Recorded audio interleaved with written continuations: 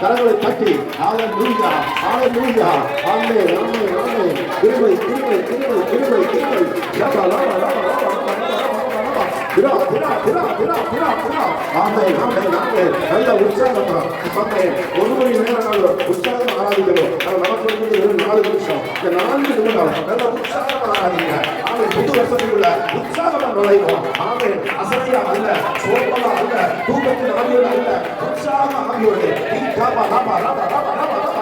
கட்டுகள் அறுக்கப்பட பழைய பாவ சாப கட்டுகள் அறுக்கப்பட இந்த 2025 தீங்கு செய்த எல்லா பொல்லாத வல்லமைகள் சுட்டரிக்கப்பட இந்த அபிஷேகம்